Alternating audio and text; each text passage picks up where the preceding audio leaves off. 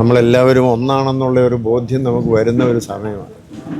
ജാതിയും മതവും മറന്നെല്ലാം എല്ലാവരും കൂടെ ഒരുമിച്ച് ഈ ദുരിതത്തിൻ്റെ ആ കാഠിന്യം കുറയ്ക്കാനായിട്ട് എല്ലാവരും കൂടെ ഒരുമിച്ച് വരുമ്പോഴാണ് നമ്മൾ ദൈവത്തിൻ്റെ സ്വന്തം നാടാണെന്ന് നമുക്ക് മനസ്സിലാകും. ഒരു വലിയൊരു സാക്ഷ്യമാണ്. പ്രത്യേകിച്ച് നമ്മുടെ എല്ലാവരും ദുഃഖത്തിലും പ്രയാസത്തിലുമായിരിക്കും നമ്മുടെ രാജേഷിൻ്റെ മരണമാണ്.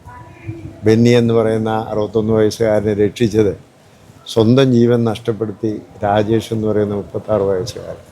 അത് ഈ സമൂഹത്തെ മുഴുവനും ബാധിച്ചു. ആ ഒരു വലിയ ദുരന്തം, അവരുടെ പ്രയാസങ്ങളുണ്ട്. അതുപോലെയുള്ളത് ഇനിയും നടക്കരുത്.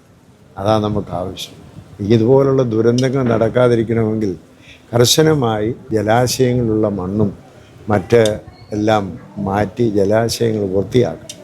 അതിന് തദ്ദേശ ഭരണ സ്ഥാപനങ്ങളും ഗവൺമെൻറ്റും എല്ലാം സഹകരിച്ചെങ്കിലേ സാധിക്കൂ.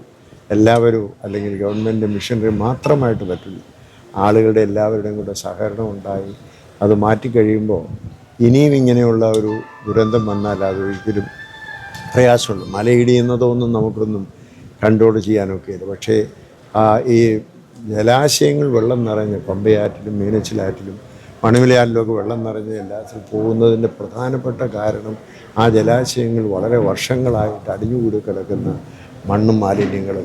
ആ മണ്ണും മാലിന്യങ്ങളും നീക്കാൻ അടിയന്തരമായ ഗവൺമെൻറ് തയ്യാറാവണം.